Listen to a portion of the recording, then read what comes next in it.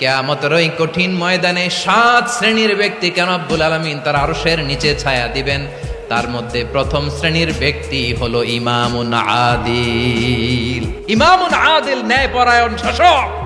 তোমরা কি জানো তোমাদের আগে যত কওম, যত গোত্র, যত জনপদ ধ্বংস হয়েছে তার কারণ ছিল তাদের মধ্যে গরিবরা অন্যায় করলে তারা বিচার করত, আর ধনীরা অন্যায় করলে তারা মাফ করে দিত। খবরদার, একটা সমৃদ্ধ সমাজ যদি বিনির্মাণ করতে চাও, মানবিক সমাজ যদি বিনির্মাণ করতে চাও, আমি তোমাদেরকে সেজন্য প্রথমে আদালতের নির্দেশ দিলাম। ইন্নাল্লাহা ইয়া'মুরু বিল আদল, নিশ্চয় আল্লাহ তাআলা তোমাদেরকে ন্যায় বিচার, সুশাসন এটার আদেশ দেন। সুবহানাল্লাহ।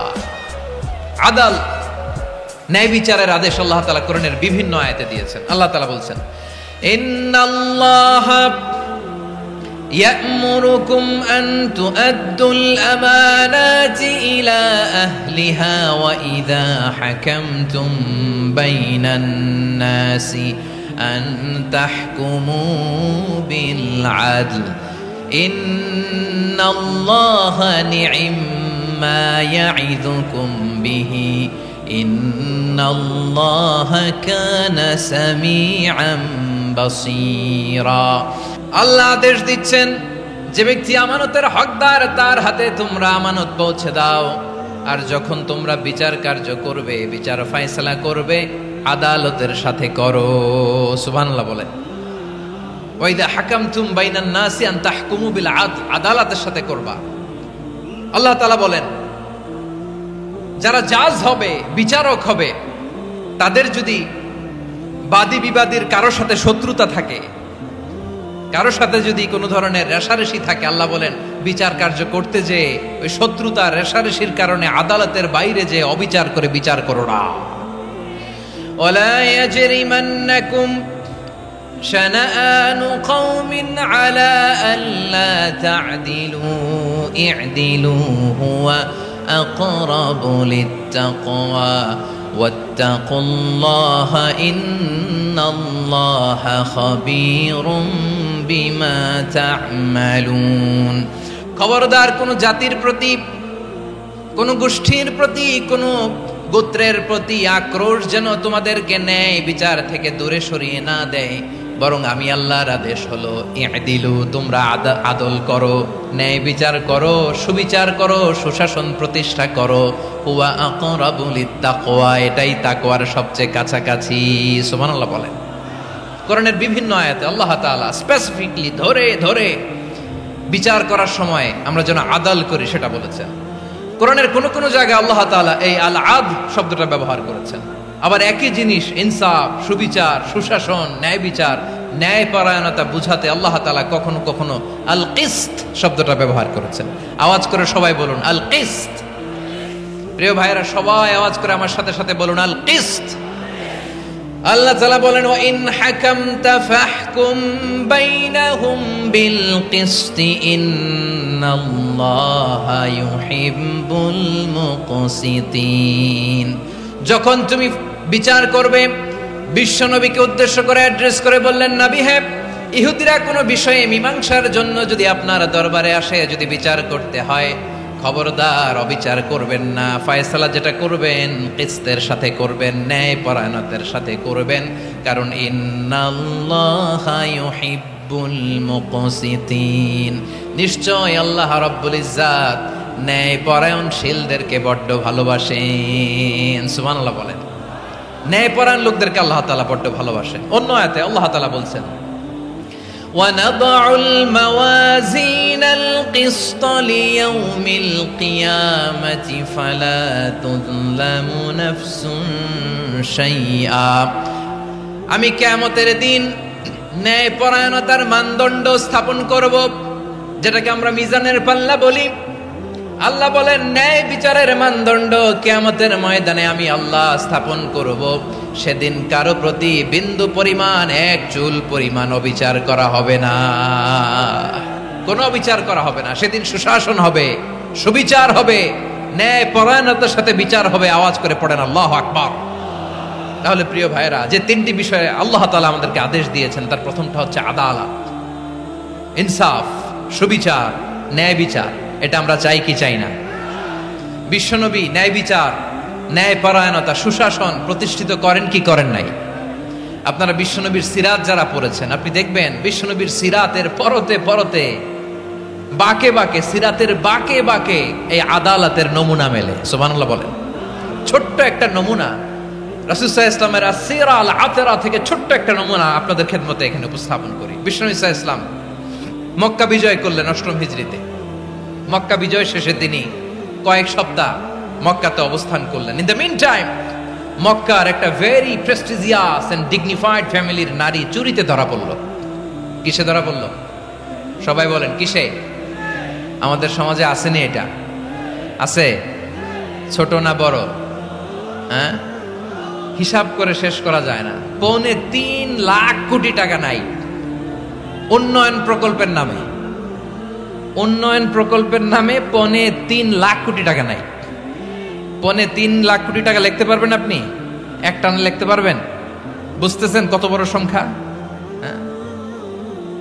বনু মাখজুমিয়া গোত্রের এক নারী মক্কায় চুরিতে ধরা পড়ল। বলেন তো চুরি করলে বিধান কি? কি কাটতে হবে? চুরির বিধান হলো হাত কেটে দাও। তাও সেটা গোপনে নয়, প্রকাশ্যে জনসম্মুখে হাত কেটে দাও। বনু মাখজুমিয়া গোত্রের নারী যখন চুরিতে ধরা পড়লো, সাহাবারা চিন্তায় পড়ে গেলেন। সবেমাত্র মক্কার লোকেরা কালিমা পড়ে মুসলমান হয়েছে, ইসলামের আইন কানুন তেমন জানে না, ইসলামী শরিয়ার সাথে বেশি পরিচিত নয়। এখন যদি বিশ্বনবী চুরির যেই বিধান এটা যদি কায়েম করে হাত যদি কেটে দেয়, না জানি মক্কার লোকেরা আবার বিগড়ে যায়, না জানি মক্কার লোকেরা আবার মুরতাদ হয়ে যায়, না জানি মক্কার লোকেরা ইসলাম থেকে দূরে সরে যায়। চলো চলো সাহাবীরা মিলে পরামর্শ করলেন, চলো বিশ্বনবীর কাছে যে বলি, ও নবী, শুধু কেবলমাত্র একমাত্র এই নারীর জন্য চুরির হাত কাটার বিধানটা আপনি একটু থামিয়ে দেন। চুরির হাত কাটার যে বিধান এখানে একটু রহিত করে দেন, বাকিগুলা কইরেন মদিনাতে যে চলবে, কিন্তু মক্কায় এবারের জন্য মাফ করে দেন। কিন্তু কে বলবে? এই যে পরামর্শ, সাজেশন, এটা কে দিবে বিশ্বনবীর কাছে? সাহাবারা চিন্তায় পড়ে গেলেন। আল্লাহর নবীর সামনে দাঁড়িয়ে আল্লাহর দেয়া হুদুদ, আল্লাহর দেয়া বিধান থামিয়ে দেওয়া, মাফ করে দেওয়া, এই কথা বিশ্বনবীর সামনে বলার সাহস তো কেউ রাখে না। কেউ কেউ বলল, বিশ্বনবীর পালক পুত্র যায়েদ বিন হারেসার সন্তান উসামারে বিশ্বনবী নাতির মতো আদর করে, বড্ড বেশি ভালোবাসে উসামারে। এজন্য সাহাবারা উসামাকে বলতো হিব্বু রাসূলিল্লাহ, বিশ্বনবীর ভালোবাসা। কি বলতো? সাহাবীরা বললেন, বিশ্বনবীর ভালোবাসা হিব্বু রাসূলিল্লাহ, উসামারে পাঠাও। উসামারে বিশ্বনবী নাতির মতো স্নেহ করে, মায়া করে, ভালোবাসে। আমরা পারবো না, উসামা পারবে। সবাই মিলে ফুলিয়ে ফুসিয়ে ওসামাকে, ছোট্ট ওসামাকে রাজি করালো। ওসামা, এমন এমন কথা যে তুমি বিশ্বনবীর কাছে বলতে হবে, পারবা নাকি? ওসামা বলে, পারবো। সাইয়েদনা ওসামা রাদিয়াল্লাহু তাআলা আনহু তরুণ সাহাবী বিশ্বনবীর কাছে গেলেন, যে বললেন, নবী, বনু মাখজুমিয়া গোত্রের এক নারী চুরিতে ধরা পড়েছে, এবারের জন্য কি এই মহিলাটারে মাফ করে দিলে হয় না? এবারের জন্য একটু ক্ষমা করা যায় না নবী?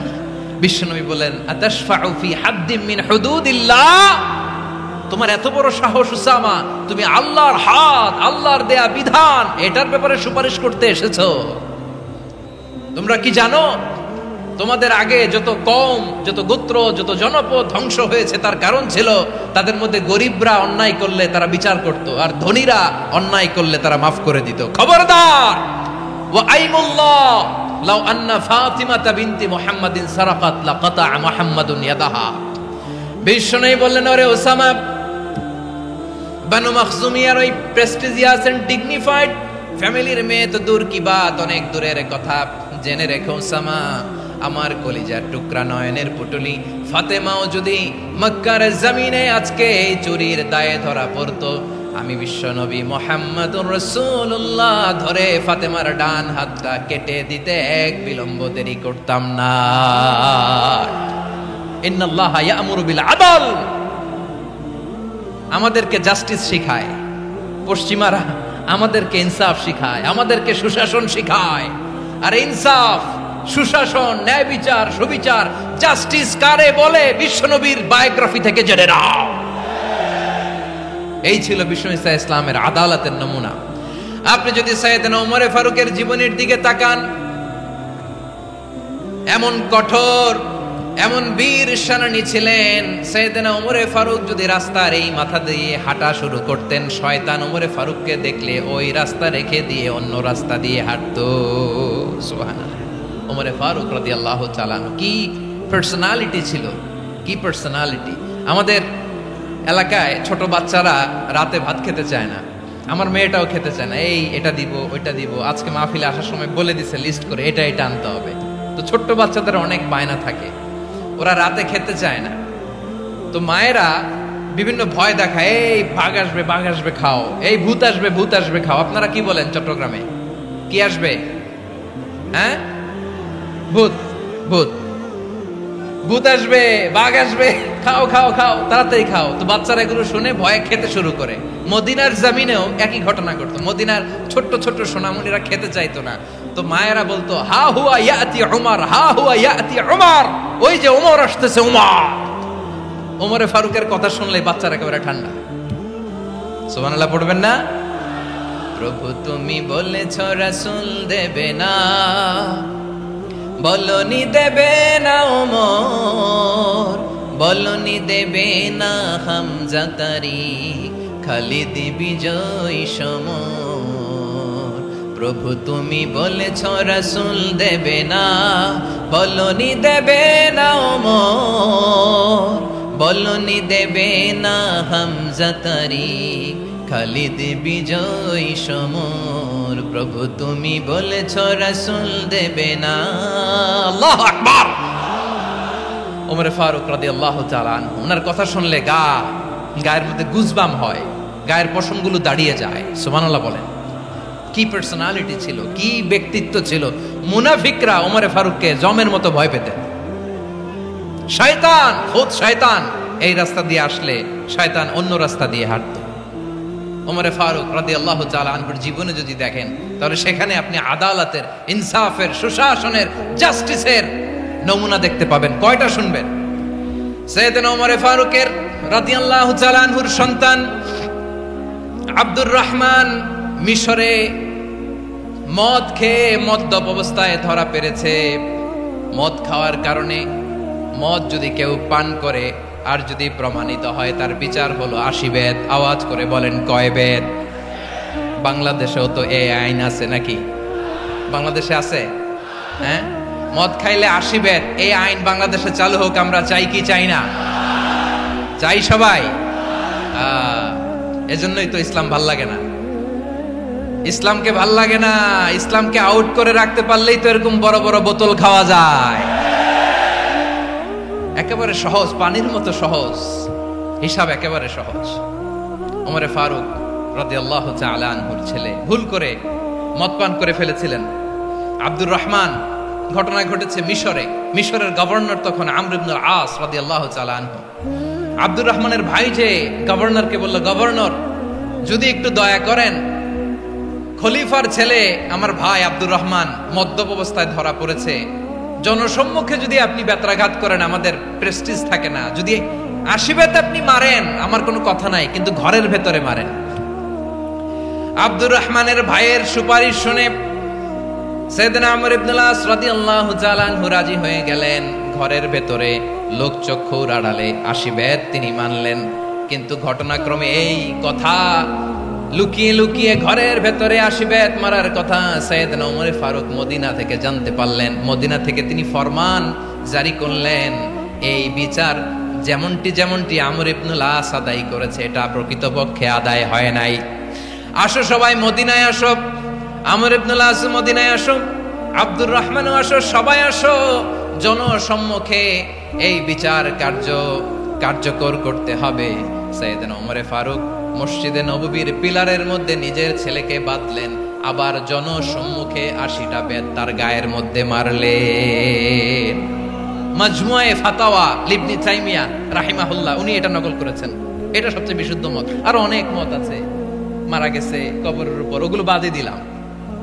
কেমন খলিফা ছিলেন, কেমন খলিফা! পশ্চিমারা তোমরা জাস্টিস আমাদেরকে শেখাও, ইনসাফ কারে বলে সুশাসন, আমাদেরকে তোমরা শিখাও। ওমরে ফারুক রাদিয়াল্লাহু তাআলা